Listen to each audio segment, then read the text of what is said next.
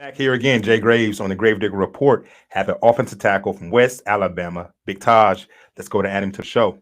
Tahj, what's going on? Good man. How's everything going, champ? Great, great. I'm blessed. Happy to be here, man. Just in the middle of my pro day training and stuff. Just blessed, grinding, really. Exactly, man. You grinded so hard, man. With your size, let's start off with the size, man. I sent you down to HBCU Legacy Bowl down in New Orleans about a week or two ago, right? So when I Yeah, walked out into the field, I was like, okay, cool. I know I'm not a little guy, so yeah. I walked out there on the field and I'm like, okay, the game was going on. And when I seen you, I said, this kid has to be 6'8", 6'9", 340 pounds, 330 pounds. And when I seen you, I said, hey, man, why are you not out here participating? Right. Yes, sir, for sure.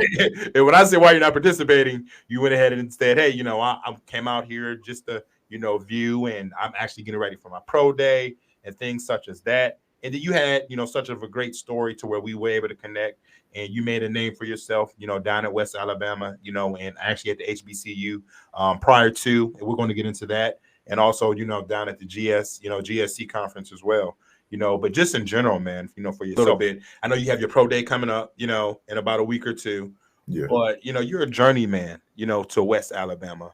For the listeners, viewers, and followers, can you tell us a little bit, on how you transitioned to West Alabama? I really just had a long, nice. I enjoyed it. Journey. I Right, started out at Miami Central High School. I right. started playing football kind of late, my junior year. So Mhm. from there, out of high school, a I went to a prep school, and from there I went to UAB. Okay. My mother ended up getting sick, so I stopped playing. I really didn't even know if football was for me anymore. But I Wow. picked up my people's my mom, my dad pushed me back Mhm. out to the field. It was like, yeah, like I feel like this is your calling. Like other than just being a educated young black male, I feel like you can be a great sports player. So from there, I walked on to FIU, played 2 years as a special teamer, kind of got in a little bit in games, but more as a special team, more as like a field goal player. And Okay. then after that, I went to a D2 called Shorter University. Right. Had a pretty good year. From there I went to Bethune Cookman. That's the HBCU I played at. Right. And I was having a solid season until I tore my ACL. I remember that. Yeah. Yeah. Yeah, with 3 games left, I tore it, and Wow. yeah, like from there I just had like a lot of blank thoughts and stuff. I was just like, damn, I never really took a major injury like that. So Hmm. I feel like from then on, like I just grinded, and then I got back. I didn't have any Division 1 years left, so after that I went to West Alabama, and yeah, I just felt like I grinded to the point where like sometimes during my games last year I didn't even know I was injured. Like I felt like perfect. I was like, damn, like I really came back strong. Maybe it's just as strong as ever. So Right. I felt like I put in a lot of work after that setback and made it one of my strengths just to say like, yeah, I came back and did what I had to do. So for sure. Definitely. With you playing at West Alabama and you being that journeyman, it seems as if everything just makes a whole lot of sense. And West Alabama, and you can speak to it as being, a former athlete and player for the team.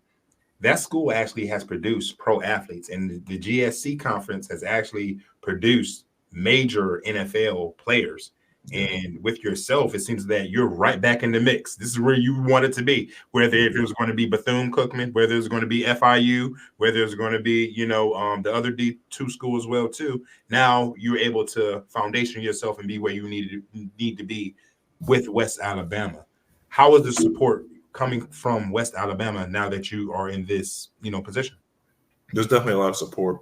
We Right. have like great players like Tyreek Hill who has a very good career, and he had a Mhm. very good season last Yeah. year. I feel like he's just putting on for D2 in general, Yeah. for just everywhere. I just feel like I like his platform. I like the way he carries himself and stuff as just a prime time athlete. Him and also Kenny Moore went to Valdosta State. He's a good player Yeah. also. But yeah, I feel like with that GSC, like GSC football is really good football. We get a lot of people get a lot of chances out there. A lot of people get good chances out there to perform and play well. And I feel like I can definitely be one of those people because I have the work ethic and what it takes. I feel like I have what it takes to perform in that next level, that NFL level. Exactly. By you stating that and performance, how's everything going with training? As of right now, you're in that position of training day to day. getting ready for your upcoming pro day, and we'll get into the pro day, initiatives as well too. But as of right now, you're getting ready. Where are you training as of right now? I'm training at Redline in Western Florida, and I'm also training with Crafton Lineman, who is Okay. Torrin Wilson. I feel like he's one of the best offensive line trainers in the nation. He trains NFL players, college players, high school players. I think he's the best in the business, and he's mentored me and just helped me throughout this football thing every step of the way. He's a very good at what he does. He played a good career in the NFL. I feel like he's a very cool, solid dude. Cool, cool. So can you take us down, give us a preview or, a brinkling of what the week looks like as far as for your training, starting from Monday all the way through Friday? What does that look like? Mondays like really every day's like the same thing, but Mm-hmm.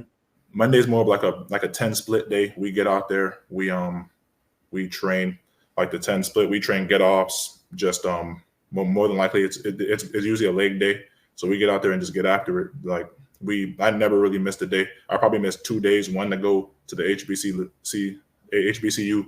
Legacy Bowl, Okay. and but usually I never really miss a day. I just go out there, grind, stretch, do my 40 get offs, do a lot of like jump rope. I do a lot of push ups, stuff like that. Just like every day grind. And also after I'm done with my pro day training, I do my own training, honestly. Okay. I feel like the extra work is what you need. So I go out there and I'll do some cardio, or I'll go to the gym with my boys and I'll just get an extra lift in, because I feel like I feel like I have to be ahead. Like I feel like I don't want the next person working harder than me. I just never sat right with me. So Exactly.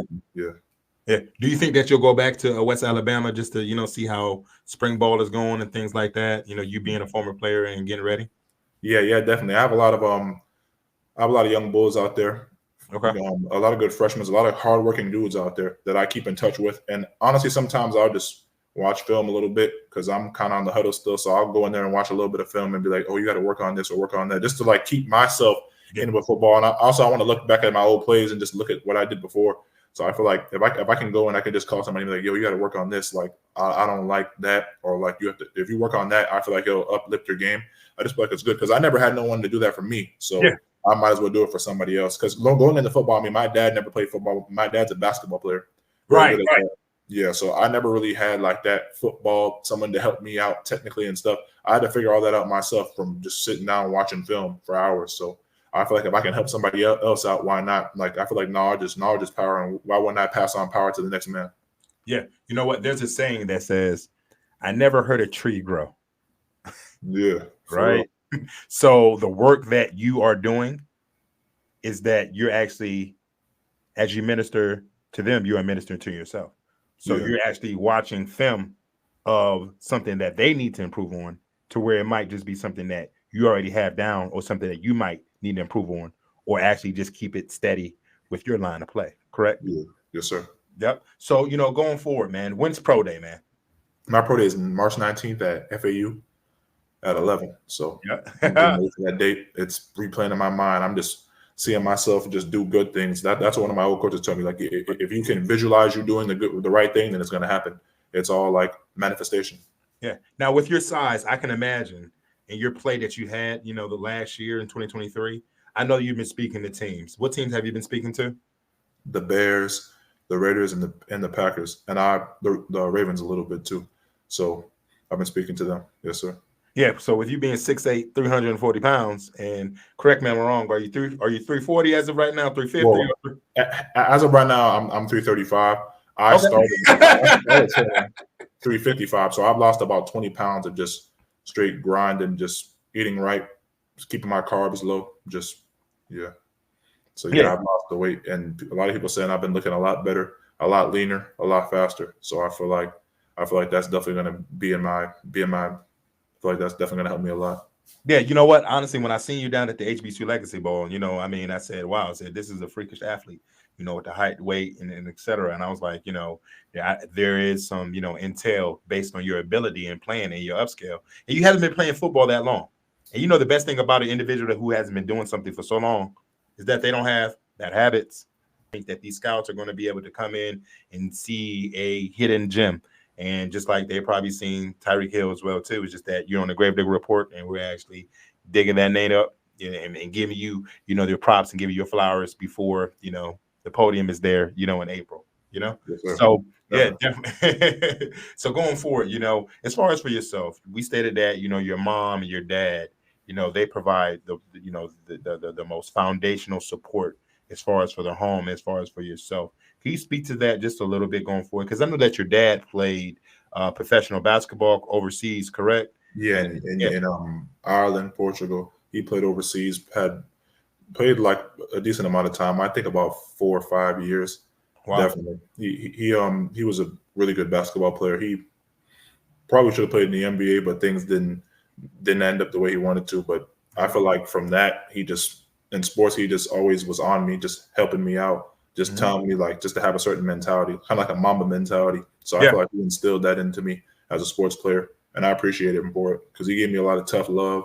A lot of days I don't want to hear what he had to say, but honestly, I feel like it helped me out in the long run. Definitely. definitely. And my Yeah, mother was there as that nurturing support. She's always on my side, always boosting me up and stuff. She's my biggest fan for sure. noted. Definitely, undoubtedly. So I feel like with her, I feel like she's just like the perfect this is a perfect motivator when it comes to everything, even not just football. I want to be a lawyer personally. So I feel like throughout with school, she helped me a lot. I was an honor student. So I Yeah, feel like with all that, she helped me a lot. She just told me like just to chase my dreams and do whatever I wanted to do. Like the world was at my feet. So I feel like from there, that just gave me the confidence. My dad also pushed that, instilled that in me, but my mom definitely was she definitely told me like even at the end of the day, like even if you never play football again, like just have that education and right. just push for sure. It definitely seems like you come from a good foundation. And I can actually see that, especially when I met you on the sidelines, at the HBC Legacy Bowl, you actually, mirror that as well. So let's get right into the football talk. What can we expect on pro day? On pro, you can definitely expect me to just go out there and put on a show. I'm definitely gonna bench over 20. S- Definitely try to bench a good amount over 20, but try to Right, have that very very good 10-yard split, show explosiveness. My right. vertical is gonna be good, and I feel like I'm just gonna put together just like not just a big body. People are gonna be like, wow, this kid can move. He can do it. He can do basically anything we want him to do. Play guard, tackle, whatever. And the drills, I feel like I'm gonna have a very good showcasing in the drills because I've been looking very smooth in my set and everything like that in the run block. So I feel like they're definitely gonna get a show out of that for sure. Most definitely.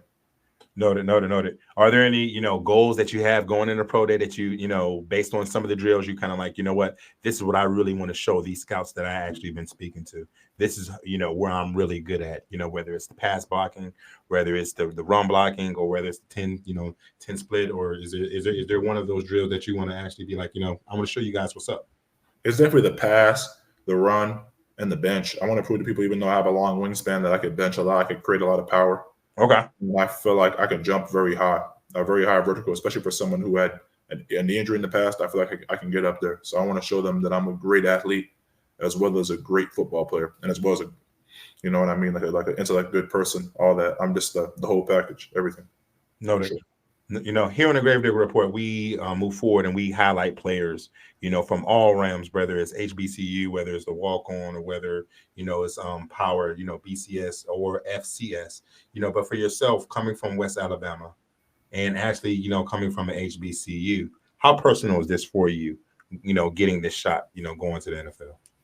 I feel like this is a very, very great thing. Like I feel like ever since I started playing football, like I've dreamed of being in the NFL. I feel like I always had the size, the mentality. I just wanted to grind hard and I just wanted to make my family proud. Right. I don't want to be like a good role model, just a kid that just came from I'm not gonna say I came from anything, came from nothing, but I definitely came from Hmm. just good upbringing. So I Hmm. just wanted to do the right thing, make people proud and just grind. Because I feel like without hard work, like life is just I feel like you can't achieve the things you want to achieve in life without hard work and just that dedication and stuff. So I just wanted to prove to people like that anybody can do it. If I can do it, anybody can do it. Because I've come from being a walk on now to now getting a shot in the NFL. So I feel like just believe in your believe in yourself for sure. Noted. Noted. You know what? It seems as if that you have believed in yourself more than ever. And now that you are now walking the path that you want to walk, it showcases based on your ability. It showcases based on your size. I can see the difference between 2023 and 2024. And you are now moving forward and physically, going into that pro mentality, or we can say pro Mambo mentality that you actually developed, after the last season from 2023. So, hats off to you as well, too. And hats off to West Alabama as well, too, as far as, with the football team and able to accept, your play and you coming in there and saying, hey, this is who I am, came in from the HBCU. I had an injury, but you were over to accomplish, some very hardships to where you're kind of like, hey, I didn't know if I still wanted to play. But look at where you're at right now, 2 years, and I think that every NFL prospect has actually went through that type of mindset just a little bit to where they were kind of like, they're in that gray area. And when you're in that gray area, it's either win or lose, right? For sure. But you're like, hey, I'm going to go ahead and win. And that's foundation from parenting, environment, and also your beliefs, and also who you are as an individual, and that's the overall makeup. So hats off to you, Tahj. Okay. Thank you. I appreciate that. Yes, sir. Yes, sir. And we want to say this on the Gravedigger Report, man. We want to say that that we're happy for you. We'll continue to follow your journey as well too. Alabama and also your HBCU will definitely be behind you. I know your trainer down in Florida, is getting you right to do some more improvement going forward. And I know that we talked offline, but there's some individuals who you are training with as of right now that's doing some great things. So the competition level is where it needs to be. So, so hats off to you, man. We want to say thank you for being on the Gravedigger Report, and we'll definitely stay in contact with you. Yeah, I definitely appreciate you and your platform also. I appreciate this opportunity. Thank you. Yeah, definitely, man. All right, take it easy. Easy money. We out here working. What's happening? We out here working. Gravedigger Report.